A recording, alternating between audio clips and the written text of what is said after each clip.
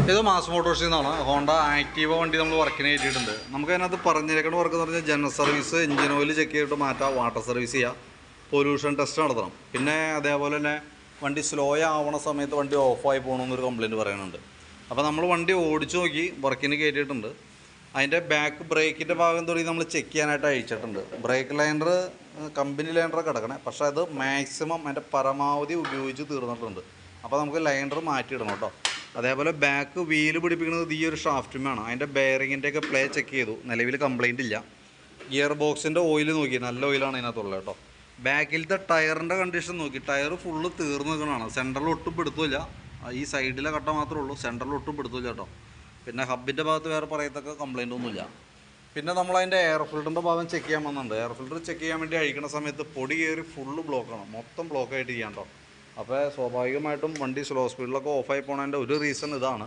പിന്നെ ഈ കണ്ടീഷനിൽ പോയിട്ട് പൊല്യൂഷൻ എടുത്താലും കിട്ടില്ല, കാരണം എയർ ഫിൽറ്റർ ഇത്രയും ബ്ലോക്ക് ഉണ്ട്. പ്ലഗും എയർ ഫിൽറ്ററും പ്ലഗും മാറ്റിയിടണം. സെക്കൻഡറി ഫിൽറ്റർ യൂണിറ്റ് എന്ന് പറയുന്നത് ഇതാണ്, മൊത്തം പൊടിഞ്ഞു പോയേക്കാണ്. അപ്പോൾ നിലവിൽ ആ ഐറ്റംസ് 3 മാറ്റിയിടണം, നമുക്ക് നിർബന്ധമായിട്ടും മാറ്റേണ്ടതായിട്ടാണ് കേട്ടോ.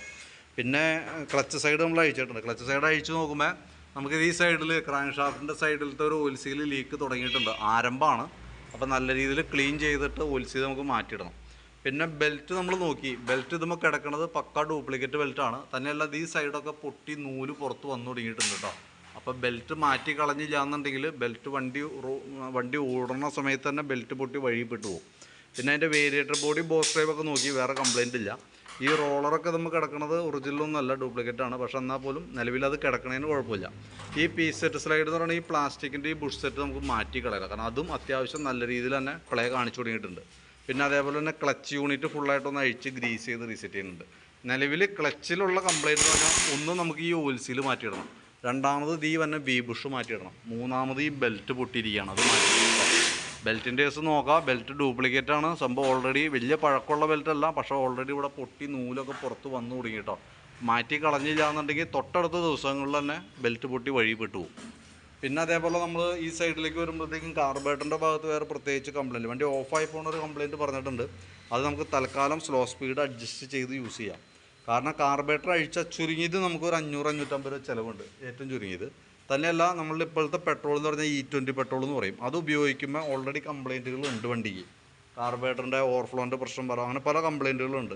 പ്രത്യക്ഷത്തിൽ ഇത് മേജറായിട്ടുള്ള വലിയ കംപ്ലയിൻറ്റ് കാണിക്കുന്നില്ല, ഓഫായി പോകുന്നൊരു പ്രശ്നമാണ്. തൽക്കാലം നമുക്ക് സ്ലോ സ്പീഡ് അഡ്ജസ്റ്റ് ചെയ്ത് ഉപയോഗിക്കാം.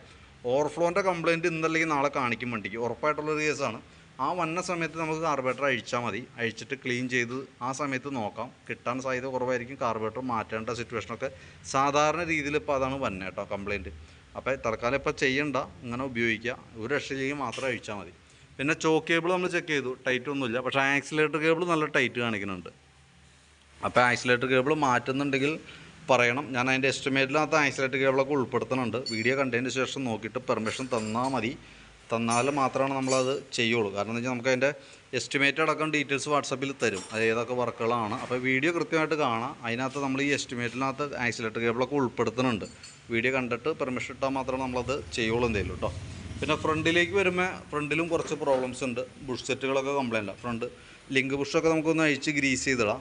ഈ ഗ്രീൻ ബുഷ് ഓൾറെഡി കംപ്ലയിൻ്റ് ഉണ്ട്, അത് നമുക്ക് ചേഞ്ച് ചെയ്തിടണം. പിന്നെ കോൺസെപ്റ്റ് ഫ്രണ്ടിലെ ഹാൻഡിലിൻ്റെ ബെയറിങ് നല്ല അടിയുണ്ട്, അത് തൽക്കാലം ടൈറ്റ് ചെയ്തിടാൻ പറ്റുമെങ്കിൽ ആ രീതിയിലിടാം.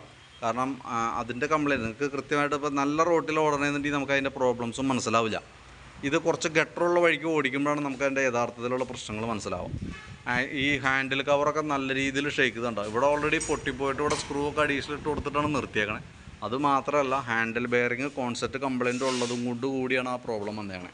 അതേപോലെ തന്നെ ഫ്രണ്ടിലത്തെ വീൽ ബെയറിങ് അടക്കം പോയി കിടക്കണം. അപ്പോൾ അതുകൊണ്ടാണ് അത്ര ഷെയ്ക്ക് ഫ്രണ്ട് സൈഡിൽ നിന്ന് നമുക്ക് കിട്ടണം. ഇത് നിങ്ങൾ സ്ഥിരമായിട്ട് ഓടിക്കുന്നത് കൊണ്ട് നിങ്ങൾക്ക് കൃത്യമായിട്ട് കംപ്ലയിൻസ് കൃത്യമായിട്ട് മനസ്സിലാവാനായിട്ടായിരിക്കാം. വണ്ടി ഗട്ടറുള്ള വഴിക്ക് ഓടുമ്പോൾ നല്ല രീതിയിൽ കംപ്ലയിൻസ് കാണിക്കുന്നുണ്ട്. പിന്നെ ഫ്രണ്ടിലത്തെ ബ്രേക്ക് ലൈനറൊക്കെ നമുക്ക് ഇത് തന്നെ യൂസ് ചെയ്യാം, കുഴപ്പമൊന്നുമില്ല. സ്പീഡോമീറ്റർ ഓൾറെഡി കംപ്ലയിൻ്റ് ആണ്, അത് മീറ്റർ റീഡിംഗ് ഒന്നും കാണിക്കില്ല, മെക്കാനിസം കംപ്ലയിൻ്റ് ആണ്. അത് തൽക്കാലം നമുക്കൊന്നും ചെയ്യാൻ നിൽക്കണ്ട, അത് അങ്ങനെ തന്നെ പോട്ടെ. പിന്നെ ഫ്രണ്ടിലത്തെ ബ്രേക്കിൻ്റെ കേബിളുകൾ വേറെ പ്രോബ്ലം ഒന്നുമില്ല. ബാറ്ററി നമ്മളൊന്ന് ചെക്ക് ചെയ്യുന്നുണ്ട്. ബാറ്ററി നമുക്കിത് ഇരിക്കുന്ന ബാറ്ററി എനിക്ക് തോന്നുന്നു 2024 ബാറ്ററിയാണ്. പവർ സോൺ എന്ന് പറഞ്ഞ കമ്പനിയുടെ ബാറ്ററിയാണ്. ഞാൻ അതിൻ്റെ വോൾട്ട് നോക്കി 13 വോൾട്ട് വരെ കാണിക്കുന്നുണ്ട്. ലോഡിലേക്ക് കൊടുക്കുമ്പോഴും 9.20 ആ റേഞ്ച് വരെ വന്നുണ്ട്. നിലവിൽ ബാറ്ററിക്ക് കുഴപ്പമില്ല. പിന്നെ അതേപോലെ തന്നെ ഞാൻ പറഞ്ഞല്ലോ ഈ സൈഡിൽ പ്ലഗും സെക്കൻഡറി ഫിൽറ്ററൊക്കെ മാറ്റേണ്ടതായിട്ടുണ്ട്. എഞ്ചിൻ ഓയിലും മാറ്റേണ്ട ടൈം ആയിട്ടുണ്ട് കേട്ടോ. പിന്നെ വാട്ടർ സർവീസ്, ഇത്രയും കേസാണ് മെയിനായിട്ട് പറഞ്ഞത്. അപ്പോൾ അതിനകത്ത് നമുക്ക് റീപ്ലേസ് ചെയ്ത് മാറ്റേണ്ട പാർട്സുകൾ ജസ്റ്റ് ഒന്നുകൂടി ഞാൻ പറയാം. എഞ്ചിൻ ഓയിൽ മാറണം. ഓയിൽ മാറ്റുമ്പോൾ ബോൾട്ടിൻ്റെ വാഷും ഓറിങ്ങും കൂടി നമുക്ക് മാറ്റിയിടേണ്ട അത്യാവശ്യമാണ്. പിന്നെ അതേപോലെ തന്നെ ഈ സൈഡിലേക്ക് വരുമ്പോൾ plug, secondary filter unit മാറ്റിയിടണം.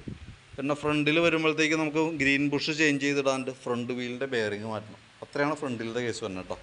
Link ബുഷൊക്കെ അഴിച്ച് ഗ്രീസ് ചെയ്തിടാം. കോൺസെപ്റ്റ് ഓൾറെഡി കംപ്ലൈൻ്റ് ആണ്, തൽക്കാലം നമുക്ക് അഡ്ജസ്റ്റ് ചെയ്തിടാം. പിന്നെ അതേപോലെ നമുക്ക് ഈ സൈഡിലേക്ക് വരുമ്പോഴത്തേക്കും ആക്സിലേറ്റർ കേബിൾ കംപ്ലൈൻ്റ് ഉണ്ട്, അത് മാറ്റേണ്ട ടൈമാണ് കേട്ടോ. പിന്നെ അതേപോലെ എയർ ഫിൽറ്റർ ഫുൾ പൊടി കയറി ബ്ലോക്കാണ്. ക്ലച്ചിലേക്ക് വരുമ്പോൾ ഈ ഒരു ഓയിൽ സീൽ കംപ്ലൈൻ്റ് ഉണ്ട്. പിന്നെ പ്ലാസ്റ്റിക്കിൻ്റെ വി ബുഷ് മാറ്റിയിടണം. അതേപോലെ തന്നെ ബെൽറ്റ് ഓൾറെഡി പൊട്ടിയിരിക്കുന്നുണ്ട്. ബാക്ക് സൈഡിലേക്ക് വരുമ്പോഴത്തേക്കും ബാക്കിലത്തെ ബ്രേക്ക് ലൈനർ പരമാവധി ഉപയോഗിച്ച് കഴിഞ്ഞാണ്. അപ്പോൾ അത്ര കേസാണ് നമുക്ക് മാറ്റേണ്ട കേസ് കേട്ടോ. പിന്നെ അത് കൂടാണ്ട് ടയറൊക്കെ തീർന്ന് കിടക്കുന്നുണ്ട്. അതിൻ്റെ കേസ് നോക്കിയിട്ട് ചെയ്യുന്നുണ്ടെങ്കിൽ പറയുകയാണെങ്കിൽ അതിൻ്റെ എസ്റ്റിമേറ്റ് അഡീഷണൽ പറയാം. ബാക്കിലത്തെ ടെയിൽ ഗ്ലാസ്സൊക്കെ ഓൾറെഡി പൊട്ടിയിരിക്കുന്നതാണ്, നിലവിൽ ഓൾറെഡി നമ്മുടെ സ്റ്റോക്കില്ല. അപ്പോൾ ബാക്കിയത്തെ നമ്മളതിനകത്ത് ഉൾപ്പെടുത്തുന്നുണ്ട്. അതിൻ്റെ എസ്റ്റിമേറ്റ് കണ്ടതിന് ശേഷം നോക്കിയിട്ട് പെർമിഷൻ ഇടാം, അതനുസരിച്ചിട്ട് നമുക്ക് ചെയ്യേണ്ടത്. ഇനി അതല്ലെങ്കിൽ ഏതെങ്കിലും ഒഴിവാക്കേണ്ട കേസ് ഉണ്ടെങ്കിൽ നോക്കിയിട്ട് പറയാം, അതനുസരിച്ചിട്ട് നമുക്ക് ഷോർട്ട് ലിസ്റ്റ് ചെയ്തിട്ട് വീണ്ടും അതിൻ്റെ അഡീഷണൽ എസ്റ്റിമേറ്റ് പറയാം.